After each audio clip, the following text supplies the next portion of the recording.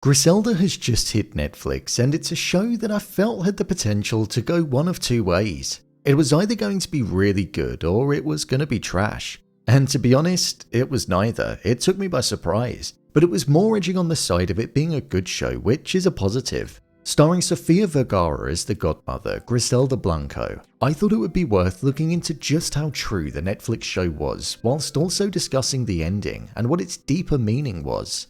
So let's get into it. Here is Griselda versus the real events and the ending explained. Just to let you know, this video will contain spoilers. The comparison to the true story. So it seems as though the Netflix show did actually stick to the facts when it came to making this show, as after doing some research, many things did actually match up. One thing that the show didn't touch on was that Griselda Blanco had actually been to the United States with the intention of settling there before. Within the show, we picked up in 1978. However, around 14 years earlier in 1964, she went to the US illegally with fake documents and a made-up name to New York with her 3 kids and her husband at the time. She managed to set up a drug operation there, which was successful. However, around 10 years later in 1975, she was accused of federal drug charge conspiracy and faced jail time. So with that looming over her, she went back to Colombia so she could avoid being convicted. But then, only a few years later, just like we saw in the show, she went back to the US and moved the operation that she established in New York to Miami. So there were some slight differences in that opening section which weren't touched on. When it came to individuals that were in the show, such as her 4 children, they all actually existed in reality, along with Dario and Alberto, who were actually killed too. Whilst it wasn't explicitly shown in the show who was behind the killing of Dario, it said that Griselda allegedly paid somebody to have him taken out and have Michael brought back to the States, something which we did see occur in the show. However, Griselda actually denied all claims of that.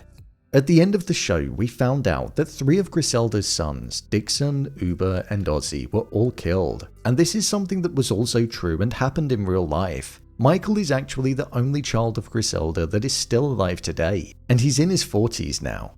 The Midland cartel, which was heavily referenced in this show, which was a part of the Miami drug war, was something which incorporated characters that were named after and based on real people. The likes of Fabio, Rafa, and even John Roberts were people that all actually existed and were involved in the drug war in some capacity. When it came to the arrest of Griselda, that was something which was depicted differently in the show compared to how it happened in reality. Within the show, she was escaping Rafa and was in a motel in Los Angeles, so she feared for her life, when in reality, she was actually arrested in her own home. Within the show, we saw that she had a close relationship with somebody called Rivi, who was her personal hitman, and somebody that was arrested and actually confessed to her requesting him to carry out hits on certain people. This was something which was actually correct. However, the person's name was actually Georgia Ayala, and Rivi was his nickname. Within the show, we saw that Rivi was tasked with killing Chucho because Griselda asked him to, and that was something that occurred in reality as well, actually resulting in the death of Chucho's son Johnny. As depicted in the show, Ayala drove up the side of the car and missed Chucho and hit his son by accident, as he didn't expect him to be in there. This killing and the many others that were committed resulted in him being sentenced to life in prison with the possibility of parole after 25 years. One thing which meant that Rivi couldn't be used as a key witness in the case against Griselda Blanco was because of the phone calls that he had with the DA's secretary, where they were involved in sexual conversations. This is something that actually happened in reality, and Rivi did it with not only one person, but 2. When it came to the time of Griselda's conviction, she was sentenced to 15 years for conspiring to manufacture, import, and distribute drugs, and she was sentenced to a further 20 years for the guilty plea that she gave to second-degree murder. With regards to her death, the one sentence that we got at the end kind of summed everything up that happened.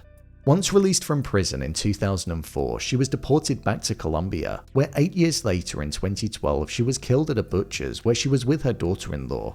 With regards to June Hawkins and the Centac unit, that was something which was actually true. June Hawkins was a real detective that worked in the unit and faced the sexist atmosphere that was present in the show. She eventually went on to retire from the force in 2004. The real-life June Hawkins was actually married to somebody else on the force called Al, the person who was alongside her and the individual looking out for her following Raul Diaz leaving. The ending explained. Whilst this show was predominantly focused on Griselda Blanco's hunger to take over Miami and be the godmother of the distribution in the area, what it had a key focus on was the fact that she was doing everything that she was doing for her sons. When you think back to the first episode, she arrived in Miami after killing Alberto and was looking to sell the one brick that she took with the intention of being able to build a better life for them. And it's kind of what happened at the end of the season. After Griselda had risen to the top after putting in the work to get there, she had to essentially let it go. With Marta suffering from what looked like some effect from taking too much, Griselda had to flee her home due to Fabio and Rafa most likely not seeing it like that, and they'd most likely blame Griselda for Marta's death and see it as their opportunity to get Griselda out of the picture, something which it sounded as though they were looking to try and do. So it meant that Griselda was back in a cheap motel with a brick and needing to sell it to make enough cash to get by. Exactly how the season opened, showing that it almost went full circle and there was never going to be a happy ending. With Rafa having his supply tracked to Los Angeles where she was, we saw that Rafa was on the hunt to find her and was on the cusp of getting his revenge. However, Griselda called the police on herself, which meant that she wouldn't be killed and would at least survive. Again, keeping her children out of the way and out of the potential firing line, which ultimately landed her in the position of being arrested and put behind bars. I touched on what she got charged for and why it ultimately didn't stand in court, but that was also replicated during the ending of the show. The last time period that was present in the show was 7 years later, and we saw that June Hawkins was no longer a detective as she took the desk job that she was initially going to take before getting into the Griselda case. Most likely because she realized that she needed to value her family, as that was something that we saw she was guilty of not doing. She spent a lot of time on the force and was working cases, so much so that her son was getting left behind, but it seemed like she'd made a choice and had stuck to it. However, the real weight came when Griselda walked into the meeting room and June revealed that Ozzy, Uber, and Dixon, her 3 children, were all killed. Killed because her enemies wanted to give Griselda nothing to live for when she got out of prison, and finally have their way of seeking revenge. With the final shot of the show being of Griselda on the beach looking at her kids, we saw them fade away, and the camera drifted further and further back until Griselda was just alone with all of the space around her. It almost implied that everything that she ever did was for nothing. The life that she led, the killings that she committed and was involved in order to gain the power so that her children could live a comfortable and happy life, was the very thing that ended up getting them killed, showing that it was all for nothing. It's a powerful message that they centered the show around. Overall review. I thought this show was pretty good. It served its purpose well and provided an insight into an individual that I wasn't really familiar with. It was brutal and it didn't hold back when it came to showing just how hostile the environment was and the lifestyle was too. I thought it looked really nice. There was a grain to it which made it feel like the 70s and 80s when watching, so I definitely appreciated that. Sofia Vergara actually surprised me in this. I've never seen her in anything other than Modern Family or AGT, and her role in Modern Family is one that doesn't really seem the most difficult to play. But I thought she did a great job with this. It was a really convincing performance and it was so different from how I've ever seen it before. 6 episodes is the perfect amount of time for this show. Anything more and I think it would have definitely been too long. Is it worth the watch? I think it is. It's got good pacing to it and you're constantly on your toes waiting for the carpet to be pulled under Griselda's feet. So, there you have it. Griselda Netflix versus the real events and ending explained.